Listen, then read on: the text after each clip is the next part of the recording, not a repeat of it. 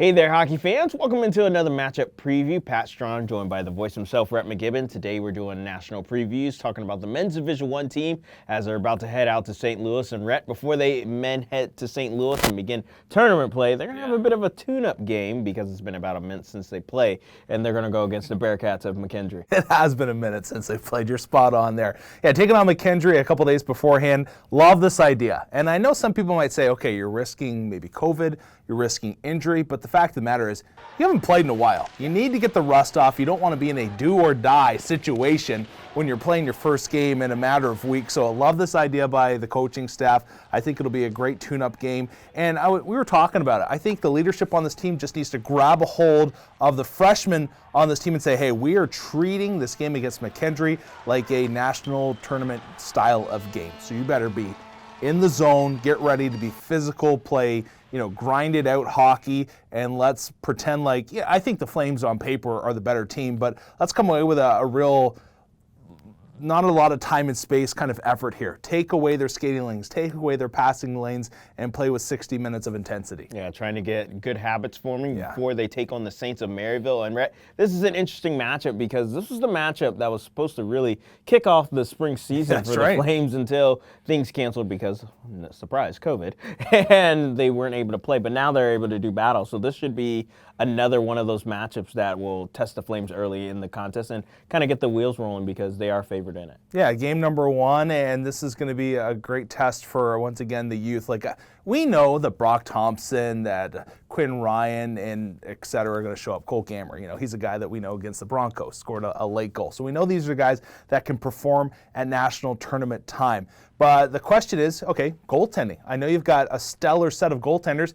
They haven't been exposed to the pressure of playing at the national tournament. You have a number of young players that have come into the program that have not had a taste as well. So I think that first period against the Saints is going to be really pivotal. And once again, I think the Flames are going to have to rely heavily on their leadership just to come through, get out the nerves, and then start playing your brand of hockey. And if the Flames are able to do that, they'll be in okay shape. And let's get out our crystal ball here. Let's say the Flames do have good fortune and they make their way to the quarterfinals, which would be second tournament in a row. And obviously, I think Kirk Handy was a bit of a fortune teller because the next opponents are either Ohio for a ninth time or the Bearcats, another team the Flames were supposed to face. Yes. But fortunately, instead of COVID, weather canceled that game. So that would be an interesting matchup as well in the quarters. Yeah, it almost seems written in the stars, right, that the Flames should play Ohio again. Now, I'm not exactly sold on that. And the reason is, if you look at Ohio's season, they have some big wins, but then they have some losses where you're like, what exactly happened here? They lost to RMU of Pennsylvania, not of Chicago. So it's a team, it's not set in stone, obviously, that either team's going to make it onto the second round. But I have a good feeling about the Flames. Obviously, you're going to have to work hard out. The Saints are no pushover. But moving on, Ohio or Missouri State's going to be a tough challenge for you. And I think on paper you would expect Ohio to get there. But once again, you don't really know.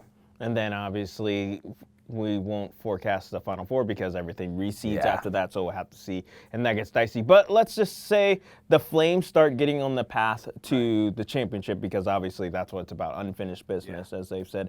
What are the key elements in your mind that the Flames are going to need to be able to get on this championship run?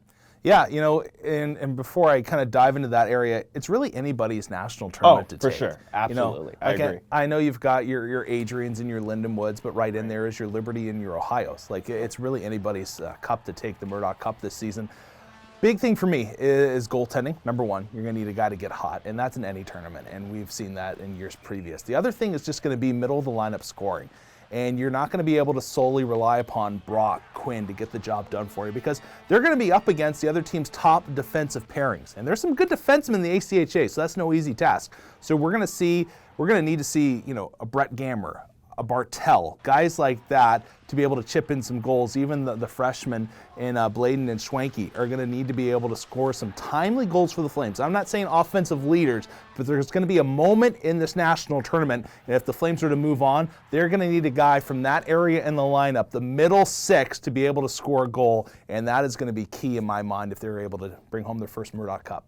We'll be excited to see how it all shapes out as the Flames will head to St. Louis to head to the national championship after COVID canceled last year, and hopefully be on the path and quest to get get their first Murdoch Cup.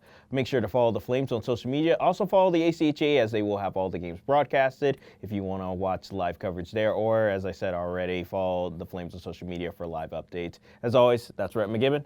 I'm Pat Strong.